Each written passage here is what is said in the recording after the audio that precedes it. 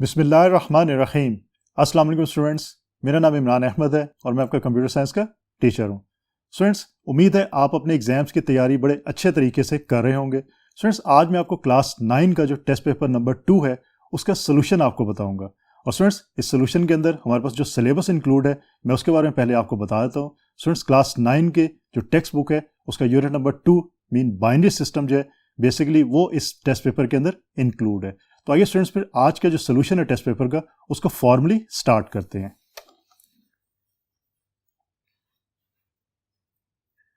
तो students, basically अगर आपने टेस्ट पेपर 1 दिया है और आपको अच्छी तरह पता है कि आपने कैसे देना है, तो आपको ये भी पता है कि स्टूडेंट्स आपके जो एग्जाम होता है कंप्यूटर का उसमें 2 पार्ट्स होते हैं। एक होते हैं ऑब्जेक्टिव और एक को हम सब्जेक्टिव पार्ट का नाम देते हैं। आप जैसे देख भी सकते हैं, ऑब्जेक्टिव पार्ट आपके जो मार्क्स होते हैं उसके 10 और जो आपका सब्जेक्टिव पार्ट है उसके 40 मार्क्स होते हैं। तो ऑल टुगेदर आपको जो कंप्यूटर का एग्जाम होता है इसके कितने मार्क्स होते हैं? 50 मार्क्स होते हैं। और स्टूडेंट्स, आपका जो ऑब्जेक्टिव पार्ट है ये आपने पहले करना होता है और उसके बाद फिर आपने सब्जेक्टिव पार्ट को करना होता है। तो स्टूडेंट्स, आज जो टेस्ट पेपर 2 है हमारा उसका मैं आपको सोल्यूशन बताऊंगा। पहले मैं आपको सोल्यूशन बताऊंगा ऑब्जेक्टिव का और फिर मैं आपको सोल्यूशन बताऊंगा सब्जेक्टिव का। तो मेरे साथ साथ आप लोग भी इसको सुनिएगा। स्टूडेंट्स, इससे पहले मैं आपको एक चीज़ बता दूं कि आप लोग जो लेक्चर्स हैं इससे रिलेटेड हमारे आपके पास मौजूद हैं वो आप सुनिएगा अच्छी तरह, उनको समझिएगा, क्योंकि अगर आपने लेक्चर्स अच्छी तरह समझे हैं और सुने हैं तो फिर आपको इनका सोल्यूशन जो है वो भी इजीली समझ आ जाएगा। अदरवाइज हो सकता है कि आपको प्रॉब्लम फेस करनी पड़ जाए। तो स्टूडेंट्स, स्टार्ट करते हैं क्वेश्चन नंबर 1 से। Choose the correct answer. Students, इसको बेसिकली हम MCQ का नाम भी देते हैं, मीन मल्टीपल चॉइस क्वेश्चंस, कि आपके पास एक स्टेटमेंट अवेलेबल होती है और आपके पास कुछ ऑप्शन उसके अगेंस्ट मौजूद होती हैं। आपने जो बेस्ट ऑप्शन है वो सिलेक्ट करनी होती है और वो आंसर देना होता है। और स्टूडेंट्स, इसमें कुछ टिप्स हैं उसको याद रखिएगा। मैं आपको अभी बता देता हूँ टिप्स क्या है। पहली चीज़ तो ये कि आपने जो स्टेटमेंट है आपकी उसको आपने अच्छी तरह रीड आउट ज़रूर करना है एक दफ़ा, क्योंकि स्टेटमेंट के अंदर कई दफ़ा आपको आंसर मिल जाता है या उसका हिंट ज़रूर मिल जाता है। और अगर आपको आंसर या उसका हिंट क्वेश्चन के स्टेटमेंट के अंदर ही मिल जाता है तो इसका मतलब है कि आप वहीं से उसको फिर आइडेंटिफाई करके और ईजिली आइडेंटिफाई कर सकते हैं कि कौन सी ऑप्शन जो है वो बेस्ट आंसर हो सकती है। स्टूडेंट्स, उसके बाद आपने ये देखना है कि जो ऑप्शंस आपके पास अवेलेबल हैं उन ऑप्शंस में से ABCD मीन 4 ऑप्शंस हैं, तो चारों ऑप्शंस को आपने अच्छी तरह रीड आउट जरूर करना है। ऐसा नहीं कि अगर आपको पहली ऑप्शन जो सही लगती है आप उसको सिलेक्ट करें और बाकी 3 ऑप्शंस को आप रीड ना करें। तो आपने तीनों ऑप्शंस को मीन जो रिमेनिंग 3 ऑप्शंस हैं उनको और पहली ऑप्शन को मीन चारों ऑप्शंस को आपने अच्छी तरह रीड आउट जरूर करना है, क्योंकि कई क्वेश्चंस के अंदर ऐसा भी होता है कि पहली ऑप्शन भी ठीक है, ऑप्शन B भी ठीक है, ऑप्शन C भी ठीक है और ऑप्शन D के अंदर लिखा होता है ऑल ऑफ दीज। इसका मतलब कि उस केस में आपका फिर आंसर जो ऑप्शन D होगा। तो इसलिए आपने तमाम ऑप्शंस को अच्छी तरह रीड आउट जरूर करना है। और स्टूडेंट्स, तीसरी जो टिप है वो ये है कि आपने ये आइडेंटिफाई करना है कि जो आपकी स्टेटमेंट दी गई है वो स्टेटमेंट आपकी बुक के अंदर जो आपका यूनिट है उसमें किस टॉपिक से ली गई है। उस टॉपिक के कॉन्सेप्ट को फिर माइंड में लेके आए और फिर आप आंसर आइडेंटिफाई करें तो इंशाल्लाह आपका आंसर कभी भी गलत नहीं होगा। तो स्टूडेंट्स, इन टिप्स को आप होपफुली याद रखेंगे। अब हम स्टार्ट करते हैं अपने एग्जाम को। नंबर 1 है 0011 base 2 equal to dash in hexadecimal. क्या आपके पास बेस 2 का एक क्वेश्चन है और आपने ये बताना है कि हेक्साडेसिमल के अंदर इसकी जो वैल्यू है वो क्या होती है। स्टूडेंट्स, ये कन्वर्जन्स आपको आती हैं, बुक के अंदर डिटेल मौजूद है और उसके साथ साथ आपके जो लेक्चर्स हैं उसके अंदर भी इसकी डिटेल बताई गई है कि आपने ये काम कैसे करने हैं। यहाँ पे जो ऑप्शंस है हमारे पास, A ऑप्शन है 2, B ऑप्शन है 3, C ऑप्शन है F and D option is none. और स्टूडेंट्स, आपने ये देखना है कि 0011 जो बेस 2 है तो हेक्साडेसिमल के अंदर वो किसके इक्विवेलेंट होगा। स्टूडेंट्स, इसके अगेंस्ट आपके पास जो आपकी टेक्स्ट बुक है उसके अंदर एक चार्ट भी मौजूद है जिसमें हेक्साडेसिमल वैल्यूज लिखी हुई हैं 0 से लेकर F तक, और उसके साथ जो है वो 4 बिट का आपका जो बाइनरी कोड भी लिखा हुआ है। तो वहाँ से आप इजीली इसको आइडेंटिफाई कर सकते हैं कि आपका 0011 जो बेस 2 वो हेक्साडेसिमल में किसके इक्विवेलेंट है। तो याद रखिएगा ऑप्शन B है 3 के इक्विवेलेंट ये होता है आपका, तो इसको आपने याद रखना है। नंबर 2 की बात करते हैं। How many bits are assigned to a number from hexadecimal to binary. Options हैं option A 2, option B 4, option C 8 and D is none. और स्टूडेंट्स, पहले आपने क्वेश्चन को अंडरस्टैंड करना है कि क्वेश्चन क्या कह रहा है, क्योंकि जब तक आप क्वेश्चन अंडरस्टैंड नहीं करेंगे तब तक आपको आंसर जो है वो सही तरीके से अंडरस्टैंड नहीं होगा कि आंसर क्या हो सकता है। इसलिए क्वेश्चन को आपने जो स्टेटमेंट है उसको अच्छी तरह समझना है। समझने के बाद आप आंसर लिखेंगे तो इंशाल्लाह आपका आंसर गलत नहीं होगा। तो आपका ये क्वेश्चन है, how many bits are assigned to a number from hexadecimal to binary, कि हेक्साडेसिमल से अगर बाइनरी में आपने कन्वर्ट करना हो तो बेसिकली कितनी बिट्स जो आप असाइन करते हो, बेसिक ये पूछा गया आपसे। अगेन मैं आपको रेफरेंस दूंगा कि आपकी बुक के अंदर जो टेक्स्ट बुक है उसके अंदर जो कोड मौजूद है आपका हेक्साडेसिमल का 0 से F तक, और उसके साथ साथ आपके बाइनरी के जो 000 से स्टार्ट होके FFFF तक आपका जो वो मौजूद है। स्टूडेंट्स उसको आप यूज़ करते हैं तो आपकी 4 बिट्स बेसिकली जो है इस काम के लिए यूज़ होती हैं। तो इसका ये मतलब है कि ऑप्शन बी जो आपकी 4 है वो आपका आंसर है।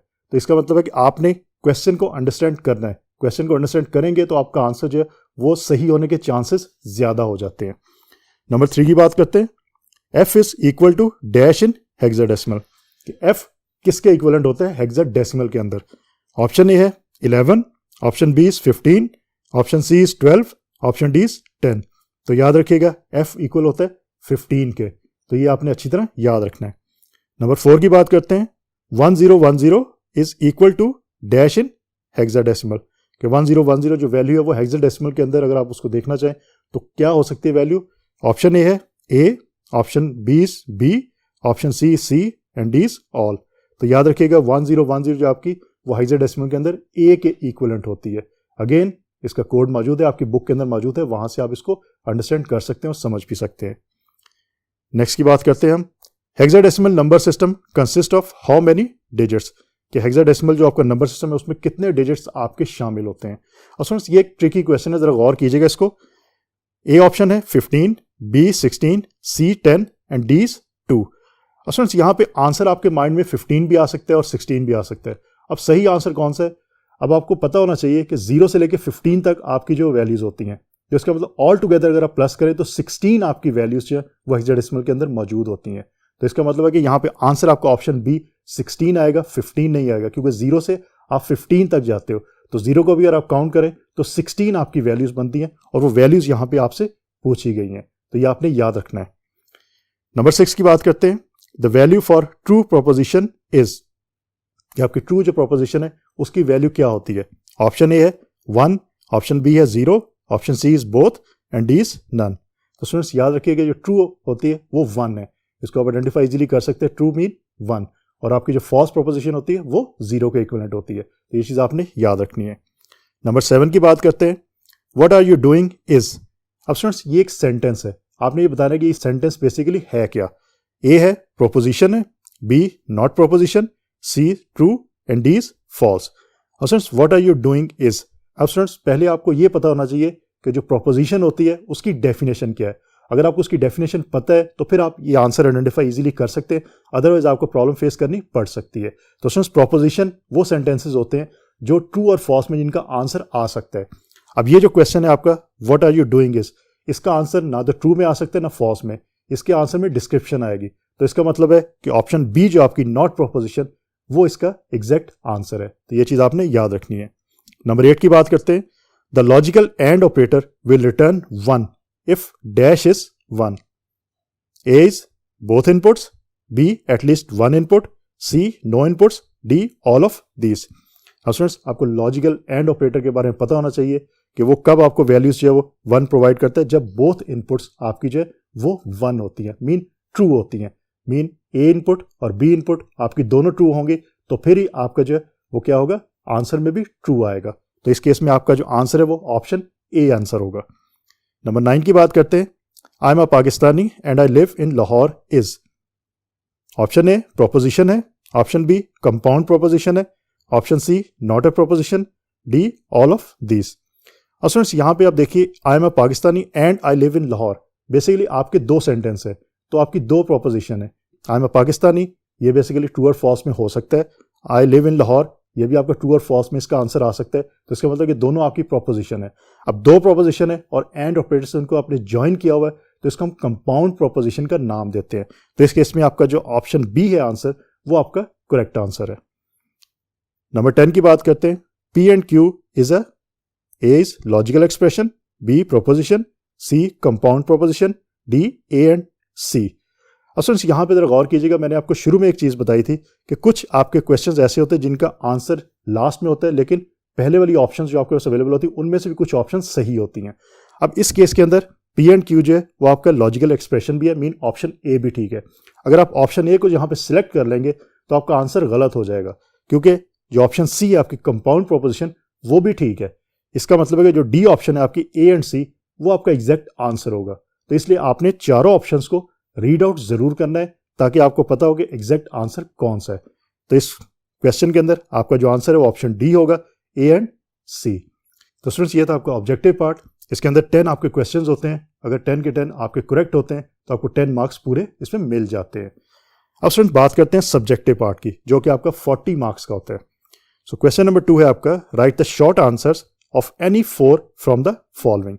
स्टूडेंट्स इसके अंदर आपके पास जो है वो 6 क्वेश्चंस अवेलेबल होते हैं। आपने उसमें से कोई से 4 जो है वो आपने करने होते हैं, और याद रखिएगा कौन से 4 करने आपने, जो आपको अच्छी तरह आते हैं आपने वो 4 जो है वो अटेम्प्ट करने हैं। और हर क्वेश्चन के इसमें जो है वो 2 मार्क्स है। तो ऑल टुगेदर क्वेश्चन नंबर 2 के अंदर आपके 8 मार्क्स होंगे। तो 2 मार्क्स है हर क्वेश्चन में। इसका ये मतलब है कि आपने टू दी पॉइंट आंसर लिखने, आपने डिस्क्रिप्शन नहीं लिखनी, क्योंकि जहां पे आपको शॉर्ट आंसर का ना लिखा हो वहां पे आपने डिस्क्रिप्शन लिखनी है। जहां पे शॉर्ट आंसर लिखा है वहां पे आपने डिस्क्रिप्शन नहीं लिखनी। आपने 2 या 3 लाइनों का या एक आध एग्जाम्पल आप ऐड कर सकते हैं। सिर्फ 2 नंबर्स के लिए आपने जो वो आंसर लिखना है। तो ये चीज आपने याद रखनी है। सो इसमें नंबर 1 की बात करते हैं। What is number system? Simple कि नंबर सिस्टम होता क्या, इसकी आपने डेफिनेशन जो है लिखनी है। मैं यहाँ पे रीड आउट कर देता हूँ। A number system is the system for representation of numeric data.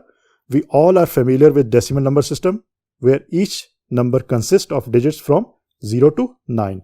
In a computer system, other number systems are also used, for example, decimal, binary and hexadecimal number system. तो आप अगर ये answer लिखेंगे what is number system के against, तो आपको 2 number जो पूरे मिल जाएंगे। इससे ज़्यादा डिटेल में आपको जाने की ज़रूरत नहीं है सच। नंबर 2 की बात करते हैं। What is decimal number system? अब स्पेसिफिकली डेसिमल नंबर सिस्टम की आपने डेफिनेशन बतानी है और एक आध आप एग्जाम्पल भी साथ दे देंगे। So decimal number system, the number system we use in our daily life is the decimal number system. The decimal number system has base 10 as it uses 10 digits 0 to 9।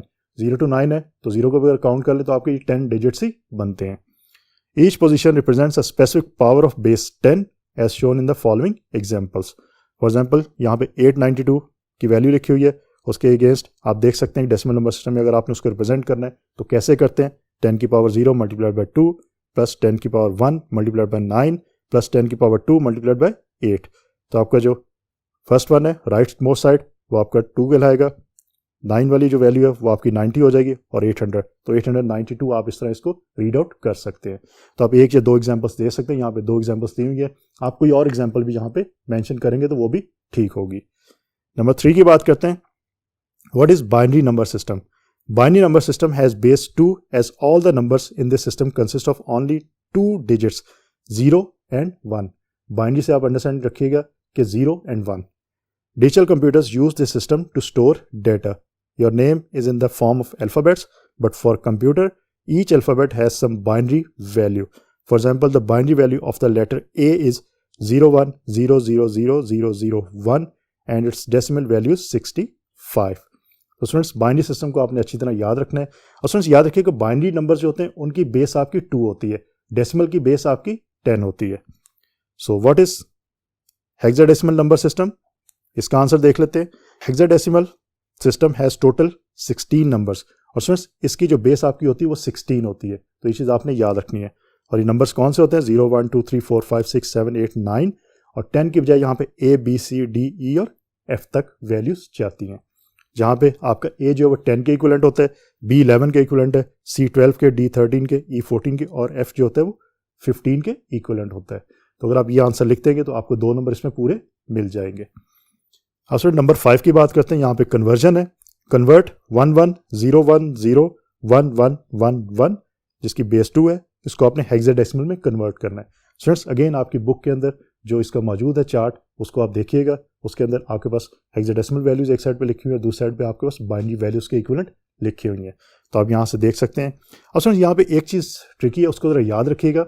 और आपने होपफुली अगर आपने अच्छी तरह लेक्चर्स पढ़े थे, समझे थे, तो सुने थे, तो आपको अच्छी तरह याद होगा। लेकिन अगर नहीं याद तो मैं आपको बता देता हूँ। आपने बेसिकली क्या करना था, जब आपने बेस 2 का आपके पास कोई क्वेश्चन आता है कि जिस तरह ये वैल्यू है और बेस 2 है इसकी, आपने इसको कन्वर्ट करना है हेक्साडेसिमल के अंदर। तो स्टूडेंट्स आपको 4 के जो पेयर बनाने पड़ते हैं, जो आपके पास बेस 2 के वैल्यूज है, मीन 0 और 1 के जो कॉम्बिनेशन है, उसके आपको 4 के पेयर बनाने पड़ते हैं। लाइक मैं इसी क्वेश्चन की बात करता हूँ। राइट मोस्ट साइड पे अगर आप देखें तो 4 1s है, तो मैं कहता हूँ 4 1 का एक पेयर बन गया। उसके बाद जो नेक्स्ट वैल्यूज है 0 1 0 1, उसका एक पेयर बन गया। अब 2 पेयर तो आपके कंप्लीट हो गए, लेकिन आपका 1 जो है लेफ्ट मोस्ट साइड के ऊपर जो 1 है वो आपका बच गया। अब वो आपका पेयर नहीं बनता, वो 4 वैल्यूज नहीं बनती, वो सिर्फ एक वैल्यू है। तो आपने उसको 4 वैल्यूज बनाना है।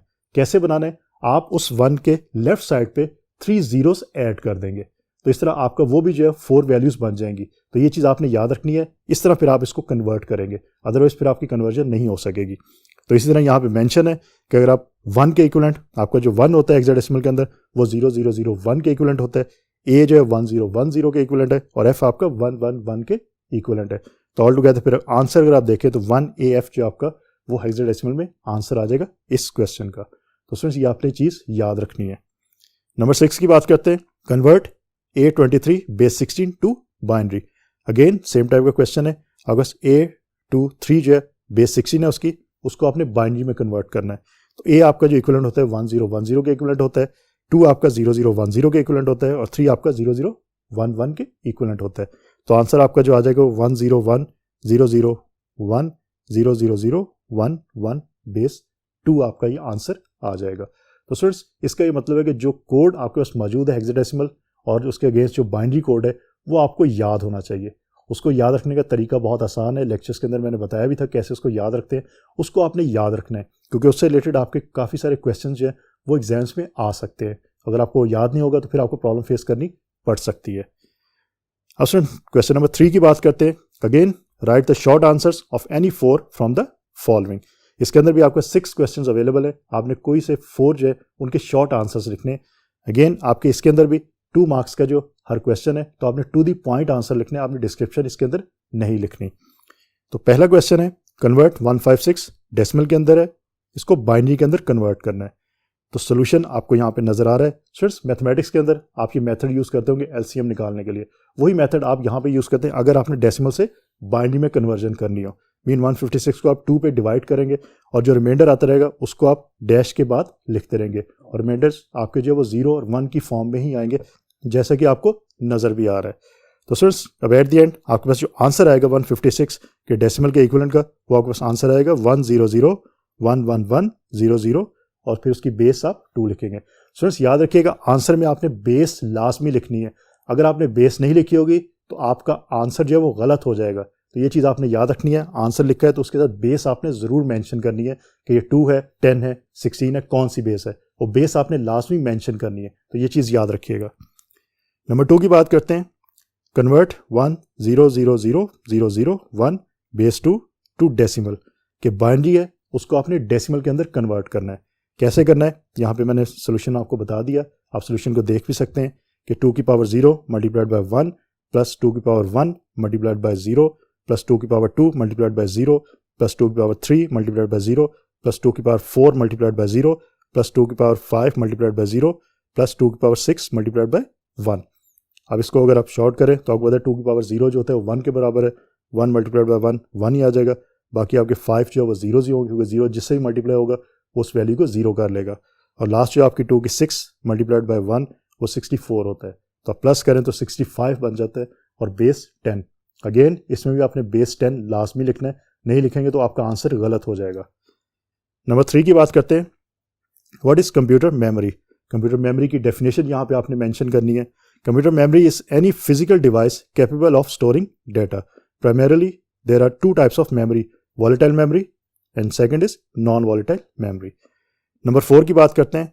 What is volatile memory? कि वॉलेटाइल मेमोरी होती क्या है? A device which holds data as long as it has power supply connected to it is called volatile memory. Its best example is random access memory. Mean RAM से आप understand कर सकते हैं कि volatile memory क्या होती है और उसको फिर याद भी रख सकते हैं। Number 5 is what is 1 GB of data? 1 GB mean gigabyte. So GB stands for gigabyte and 1 GB contains 1024 megabyte और 1024 पावर 3 बाइट्स। तो ये आपको याद होना चाहिए ये कन्वर्जन्स, तो इसको आप याद रखेंगे तो फिर आप इसका आंसर इजीली लिख सकते हैं। नंबर 6 की बात करते हैं। What is Boolean proposition? A proposition is a sentence that can either be true और false. For example the following sentences are propositions. Number 1 is someone from our school can join Pakistani cricket team. Number 2 is I will get A+ grade in board exam. Students याद रखिएगा, proposition आपके वो sentences होते हैं जिसका answer आप true या false में लिख सकते हो। तो ऐसा कोई भी सेंटेंस अगर आपने लिखा है एग्जाम्पल्स के अंदर, मैंने यहाँ पे 2 एग्जाम्पल्स बताई हैं, आप कोई और एग्जाम्पल भी यहाँ पे लिख सकते हैं। अगर उसका आंसर ट्रू और फॉल्स में आ सकता है तो फिर आपका वो आंसर ठीक है, अगर ट्रू और फॉल्स में नहीं आ सकता तो फिर आपका वो आंसर गलत होगा। तो ये चीज़ आपने याद रखनी है। क्वेश्चन नंबर 4 की बात करते हैं। Again right the short answers of any 4 from the following.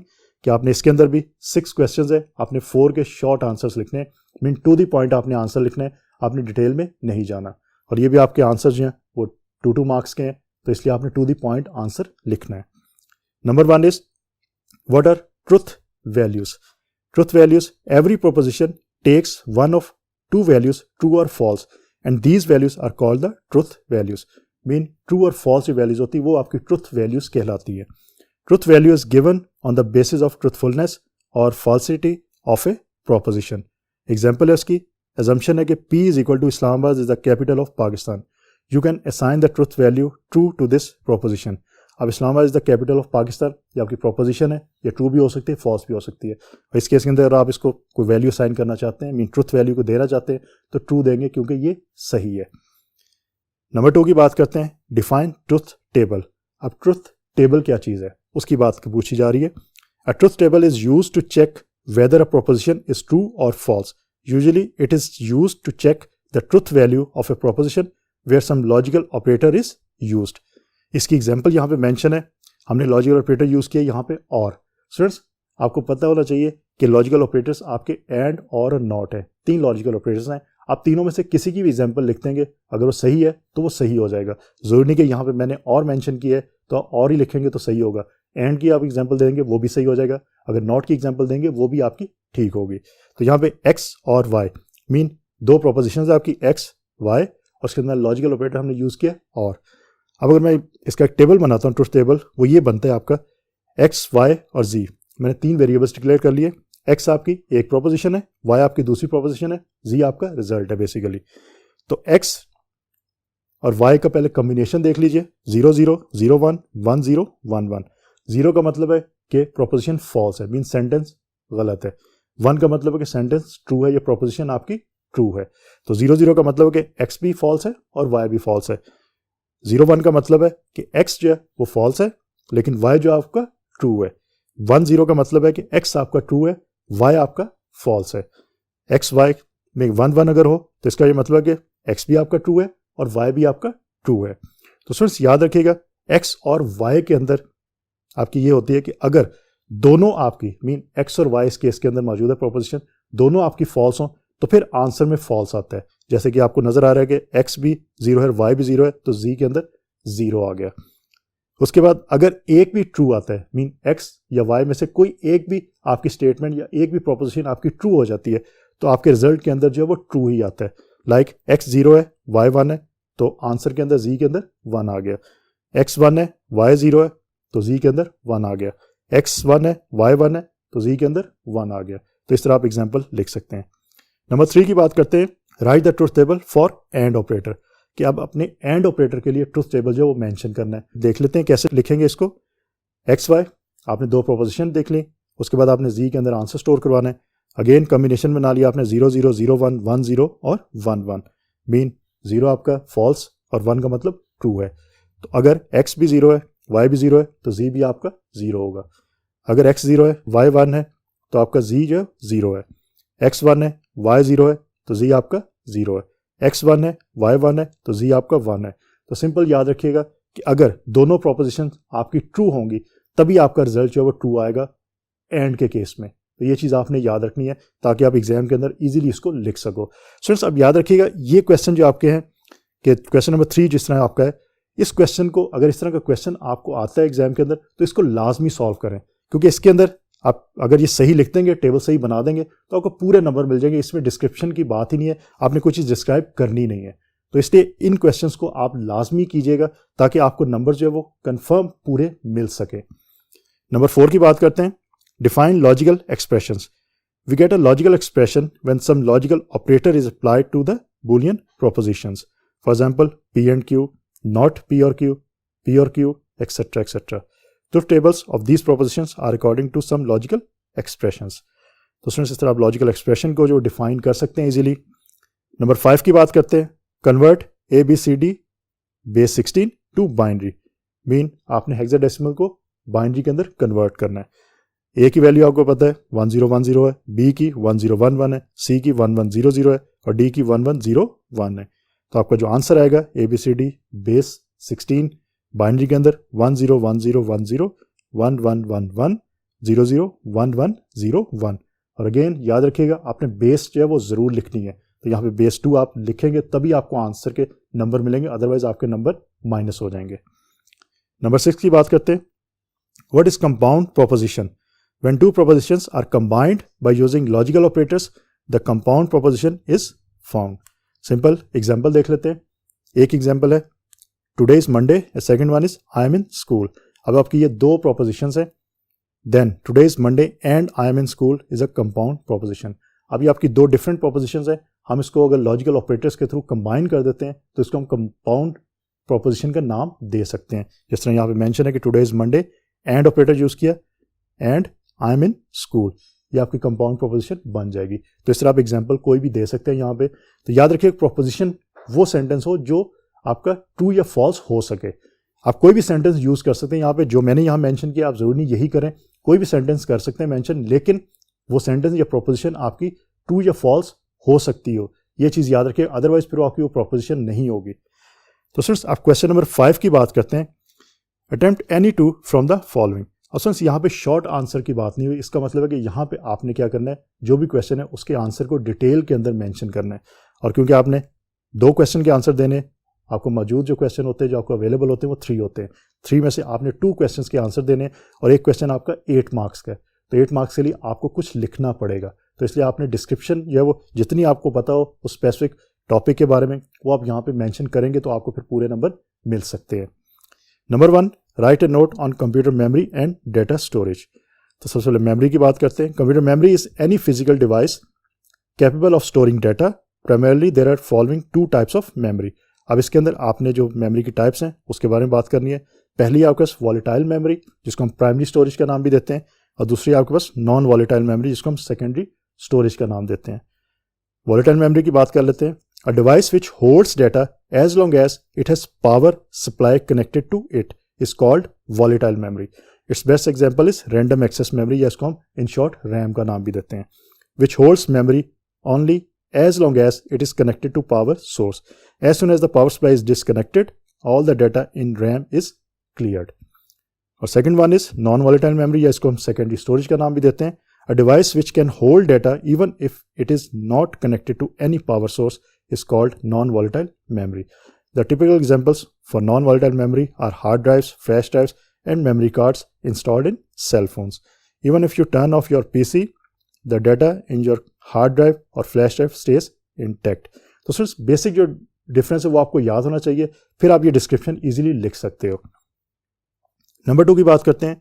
Right a note on measurement of size of computer memory. The smallest amount of data to be stored in computer's memory is a 0 और 1। ये चीज़ तो आपको अच्छी तरह याद होनी चाहिए। Next is it is called a bit, उसको हम बिट का नाम देते हैं। A collection of 8 bits is called a byte. At least 1 byte is required to store any piece of information in a computer's storage. On both primary and secondary storage devices, data is stored in the form of bytes. In table given below, different units of data are given. और friends ये table आपकी book के अंदर भी मौजूद है, इस table को आपने अच्छी तरह याद रखना है, क्योंकि ये टेबल अगर आपका ये क्वेश्चन आता है तो आपने उसके अंदर इस टेबल को फिर मेंशन ज़रूर करना है। और अगर टेबल की शक्ल में आप बना के देंगे तो ये बहुत अच्छा रहेगा और उम्मीद है कि आपको फिर इसमें पूरे नंबर मिल सकें। तो इसके अंदर आपके पास 2 जो कॉलम है यूनिट और साइज़ का। यूनिट आपके पास है bit, byte, kilobyte, megabyte, gigabyte, terabyte और पेटाबाइट। तो साइज़ के अंदर उनकी डिटेल मौजूद है, आप इस तरह इसको मेंशन कर सकते हैं ताकि आप पूरे नंबर ले सकें। नंबर 3 की बात करते हैं। Right a note on logical operators, कि लॉजिकल ऑपरेटर्स जो हमारे पास मौजूद हैं उसके ऊपर आपने नोट लिखना है और डिटेल के साथ आपने मेंशन करना है कि वो ऑपरेटर्स कैसे काम करते हैं। लॉजिकल ऑपरेटर्स पहले तो आपको पता होना चाहिए कौन कौन से हैं, एंड और नॉट, ये 3 ऑपरेटर्स हमारे पास मौजूद हैं। Sometimes we assemble more than one propositions to make one proposition called a compound proposition. For example, if we have the following 2 propositions, today is Monday, I am in school. Then today is Monday and I am in school is a compound proposition.